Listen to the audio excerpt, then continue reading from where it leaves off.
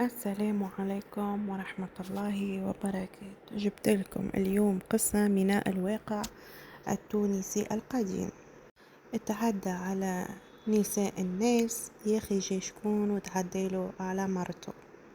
يحكي على شخص كانت حياته الكلها بطال وما عندوش حتى خدمة، فكل مرة يجرب خدمة ويدور ويفركس وحياته كلها هكاكا. من بين الخدمات اللي خدمهم مرة قهوجي، مرة خدمة دهينة، مرة يلم في البلاستيك، يدبر في راسه المفيد يعني يعمل قوت متاع النهار ذاك. لكن الصراحة ما قعد في حتى خدمة تصلح له. يا أخي نهار من نهارات جاي واحد واقترح عليه يخدم في مقبرة اليهود اللي في بو بجل، اللي هي توا تقريبا اسمها مون بليزير. يا اخي سأل هذا اللي قالوا الخدمة، قالوا يا اخي انا شنو باش نخدم في المقبرة وشني باش نعمل في المقبرة، يعني فماش خدمة غاديك. قالوا لا، غاديك باش تنظف الغازون، باش تلم الحشيش، باش تصبر كان قبر عليه حشيش تنحيه، كان الجر الطويل تقص منه، كان رمل حاجة هكايا ترتب الدنيا في القبر، في القبورات الكل يعني بصفة عامة. هاكا خلاصها باهي وانتي زايدة باش نخليو المقبرة نظيفة وانتي هايك مرتاح، يعني مش خدمة يعني مجهودها كبير وكل شيء.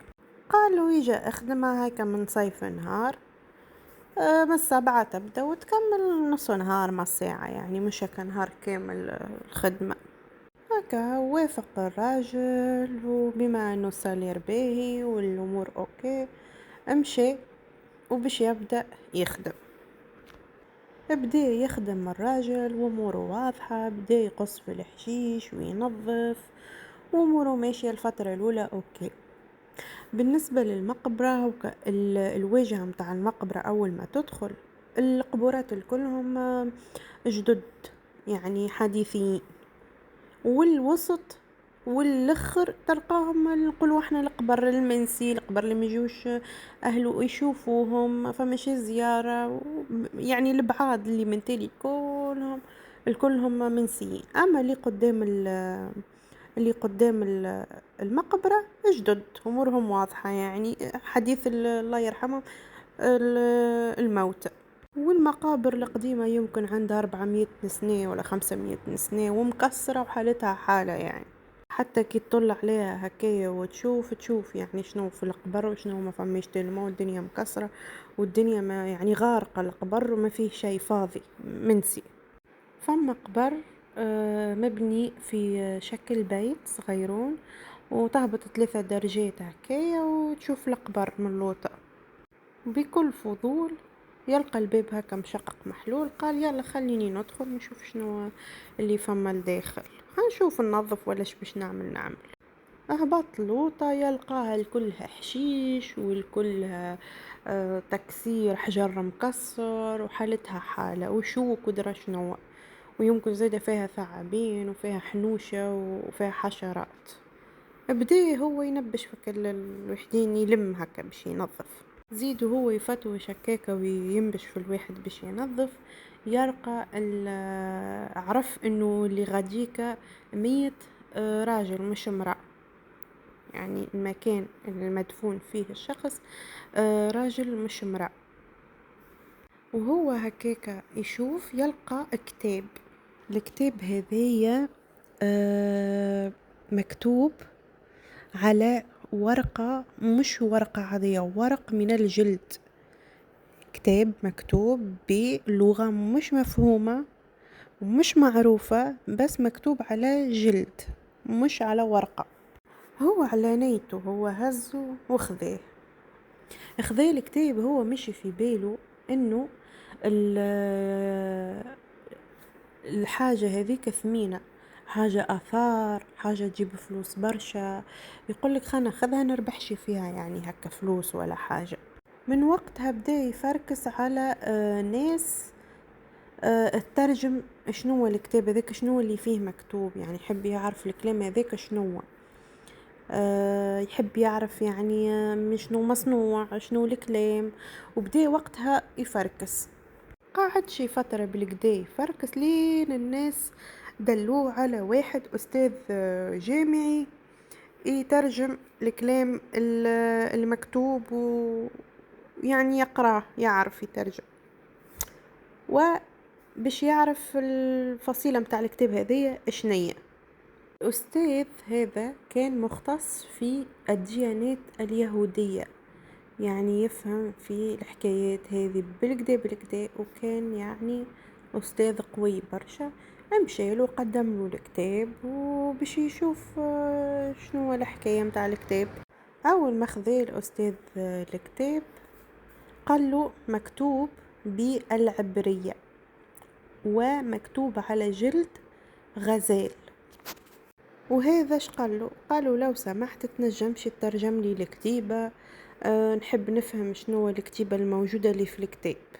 الأستاذ قال له أوكي، أنا النجم مش نترجم لك الكتاب كامل بركة، أما النجم نقلب لك الكتيبة اللي من العبرية القديمة إلى الأحرف العادية، الأحرف اللي هي العربية، حتى على الأقل تفهم شنو مكتوب في الكتاب.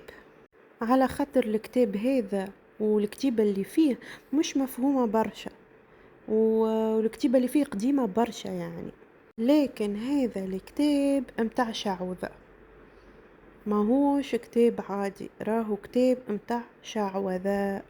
قالوا ايه وشنو فيه الكتاب هذايا، وشنو نجم نعمل به؟ قالوا فيه كلام على كيفاش تدخل فلوس، كيفاش تيسر الامور، كيفاش تغري انسان، كيفاش تغوي الناس وتخليهم تحت سلطتك، وتنجم تعمل به برشا حاجات. قالوا الطفل هذا قالوا اوكي، حاول شي انت تترجم لي بعض الصفحات، يعني اذا ما ماكش قادر على الكتاب كامل مش مشكل، حاول ترجم لي صفحات قليلة بسيطة. قالوا الاخر اوكي.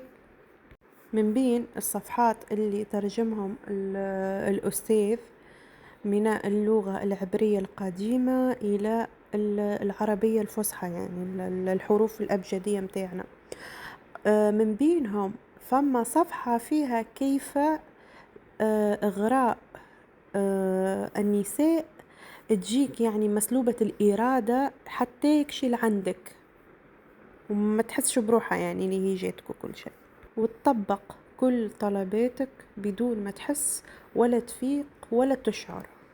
أخذي الصفحات اللي اترجموا وودع الأستاذ ومشي روح للدار، وقاعد في الصالة هو ومرته، فجأة سارح قاعد يخمم في موضوع الكتاب وفي موضوع الصفحة اللي جبدت انتباهه، انه كيفاش تغري امرأة تجيك مسلوبة الإرادة. وقاعدة الأفكار تلعب براسه، زعما نبيع الكتاب كأثر وناخذ فلوسه، وإلا نمشي نعمل شعوذة وندخل فلوس. كل مرة يفكر في حكاية، وإلا نطبق المعلومات هذه كلها لروحي. قال بينه وبين روحه قبل ما ناخذ القرار، قبل ما نعمل حد شيء، خليني أنا نجرب الموجود في الكتاب ومن بعد يعمل ربي دليل. نهار من نهارات في الليل، مرته مش في الدار، في دار أمها، قالك خليني نجرب صفحة من الصفحات، طبعا اللي مترجمها له الأستاذ، وبدأ يطبق في التعويذة وفي الكلام الموجود في الكتاب، ويستعمل في الشماع كما هو مطلوب في الكتاب، وحط اسم امرأة اللي هي تكون جارته كتجربة، يعني حط جارته الاسم متاعها باش يجرب لعل وعسى تعويذة تمشي ولا ما تمشيش.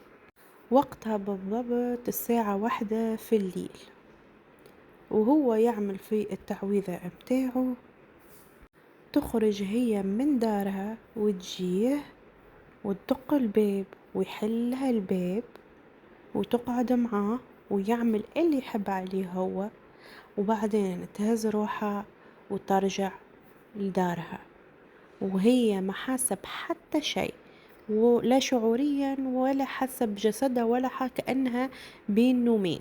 فكل مرة تعجبه أمراء ويعمل نفس الحكاية، يحل كتاب ويقرأ هذيك ويعمل التعوذة متاعه والتشعويذة متاعه، والمرأة تكون بين ايديه.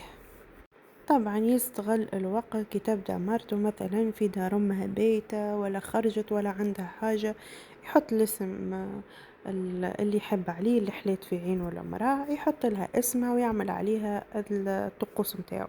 بعدها بفترة يقولك لسانك صوانك، إذا صنته صانك وإذا خنته خانك.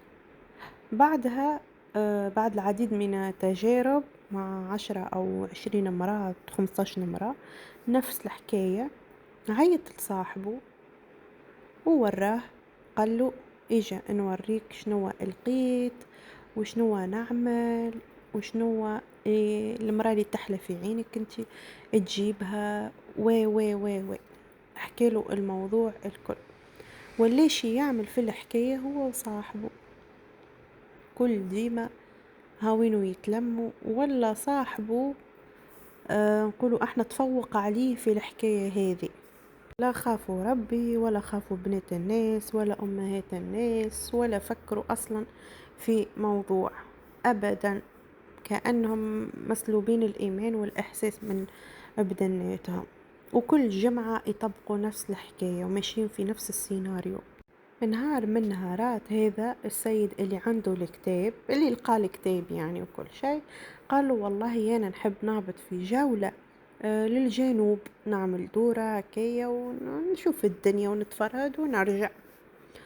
قالوا هاي تحبشي تمشي معايا وكل شيء؟ قالوا ليه، أنا خليني ما عينيش باش نمشي وعندي قفيات وعندي ترى شنو. صاحبه الثاني قالوا ليه يعني ما نمشيش معاك يا ولدي، هيا يا ولدي ترى شنو. قالوا لا، قالوا احنا استغلينا النساء الكل اللي في الشمال، خلينا نمشي ونكملوا نستغلوا اللي في الجنوب ونشوفوا دنيتهم ونشوفوا حكايتهم غادي. فصاحبه مرضاش وقال له انا خليني هنا ومشي انت على روحك.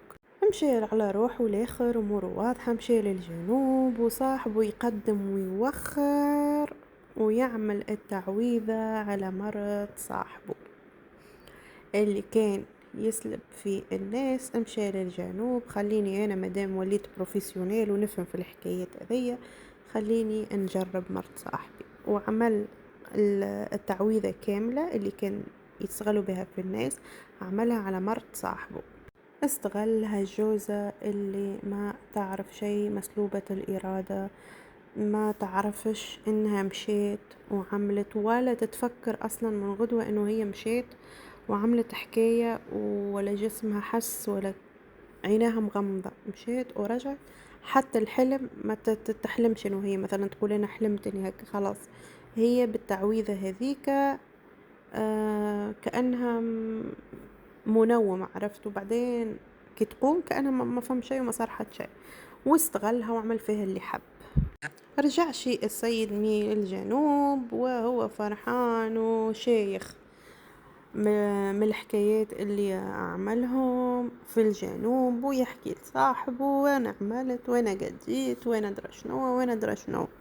وصاحبه في قلب تفدليكا وفي قلب هكا ضحك ولعب، قال له راني عملت التعويذة لمرتك، يعني عملت العمايل مع مرتك وكهو يعني.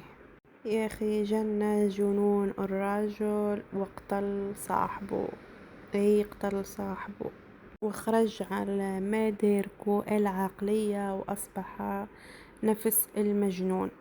قعد فترة هو هكاكا لين جاو الشرطة ومسكوه ونحاوه من على صاحبه، والقانون فوق الجميع، وحكموا عليه وخسر حياته وخسر صاحبه، من الحكايات اللي كان يعمل فيها.